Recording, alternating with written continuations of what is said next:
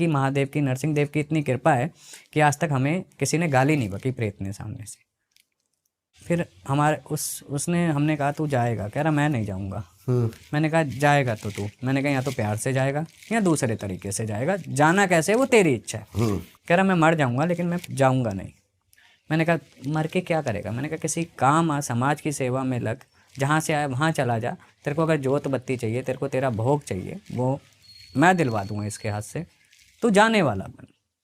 तो वो कह रहा मैं ऐसे नहीं जाऊंगा, मैं तेरे को रास्ता दूंगा, मेरे को कैसे निकाल सकता है। तो कह रहा पहले देवी के वचन तोड़वा।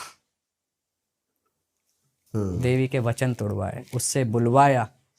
अब ये जो क्या प्रोसेस था इसका, मतलब देवी के वचन तोड़वाना? देवी के वचन, देवी को हमने याद किया, सिमरा, है ना। देवी से फिर जो चर्चा हुई, देवी से चर्चा करने के बाद कि देवी अब वचन, फिर उसकी देवी से बात करवाई। देवी सब ने कुछ मेडिटेशन के थ्रू होता है या फिर प्रैक्टिकली होता है। एक मूवी भी चलती है कई, प्रैक्टिकली होता है, एक मूवी भी चलती है कई बार।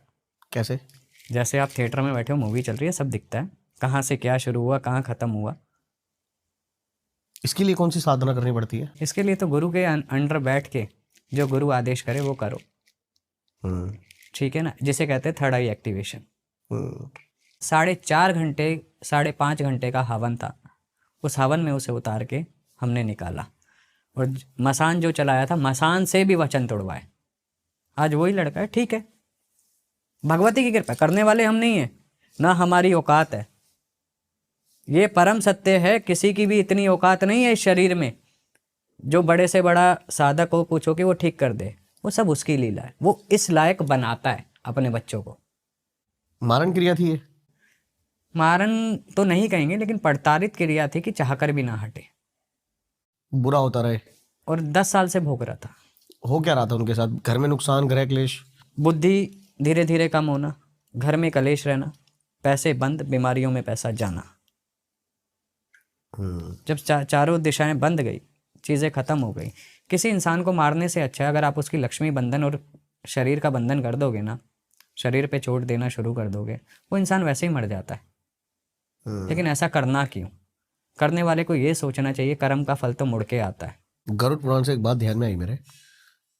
अब मरने के बाद कर्म जो है बंदे के, वो यहीं पे उसको प्रेत बनाते हैं, मुक्ति नहीं मिलती है। लेकिन गरुड़ पुराण में बताया गया है कि यम के दूत आते हैं, उसको लेके जाते हैं, फिर उसको 3 दिन बाद छोड़ के जाते हैं, फिर उसको 13वीं के बाद वो लेके आते हैं और उसको उनके कर्मों की सजा दी जाती है। तो इन दोनों में से कौन सी थ्योरी, मतलब? जो अपनी पूर्ण मौत मरा है, पूर्ण जीवन जी के मरा है, वो जाएगा यमलोक। जो एक्सीडेंटल, अचानक